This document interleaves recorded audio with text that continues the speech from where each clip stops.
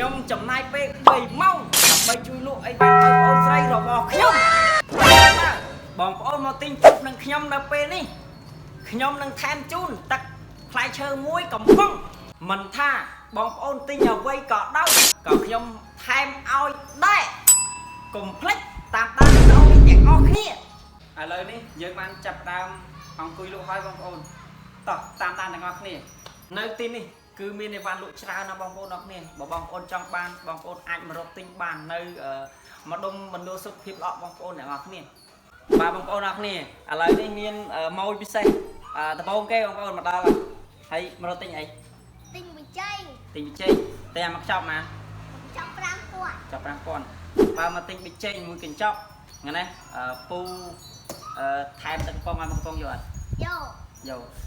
នេះគឺម៉ូយដំបូងបងប្អូនឥឡូវនេះម៉ូយដំបូងយើងបានម្ដងបងប្អូនទាំងអស់គ្នាឥឡូវនេះគាត់បានមកទិញវិជ័យមែនណាខ្ញុំអត់កុហកទេនេះឥឡូវគាត់ទិញវិជ័យនេះចំនួនមកកញ្ចប់នេះលួយមកកញ្ចប់នេះគឺ5000ឥឡូវខ្ញុំថែមក្រាបបាយនេះគាត់មកកំប៉ុងស្បាយចិត្តអត់បាទឥឡូវមានអីផ្ដាំផ្ញើទៅអ្នកផ្សេងទៀតដល់ថាគេចង់មកទិញអីចឹងណាមើលនិយាយតិចមើលកន្លែងនេះខ្ញុំឲ្យគាត់និយាយគាត់ថាអត់ដឹងនិយាយអីស្នឹងសប្បាយចិត្តឡើងពេកបងប្អូនអរគ្នាបន្តិចថាខ្ញុំសំដែងខ្ញុំអត់ស្ដាយបងប្អូនអរគ្នានេះគឺគាត់មកទិញមែនគឺបញ្ចេញមួយកញ្ចប់ខ្ញុំថែមនេះខារ៉ាបាយគាត់មួយកំប៉ុងហើយសប្បាយចិត្តអត់តែដៃមើលឥឡូវនេះខ្ញុំទៅបានម៉ូយមួយទេគឺលក់បាន5000បងប្អូនអរគ្នាឥ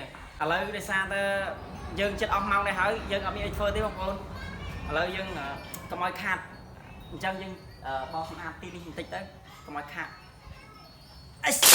ឡូវនេះខ្ញុំទៅរោមួយបានម្នាក់ទេបងប្អូនអរគ្នាខ្ញុំលក់បានវិជ័យមួយកញ្ចប់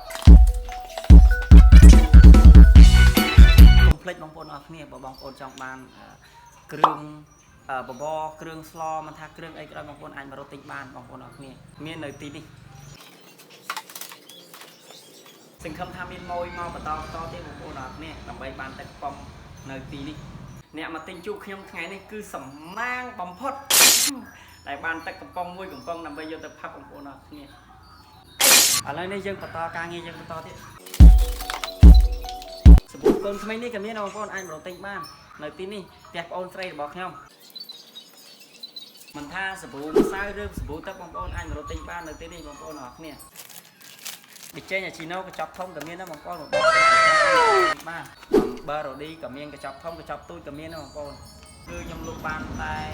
5000រៀលតែក្នុងរយៈពេល3ម៉ោងកុំភ្លេចមកជួយទិញអីវ៉ាន់នៅទីនេះផងបងប្អូនអរគ្នា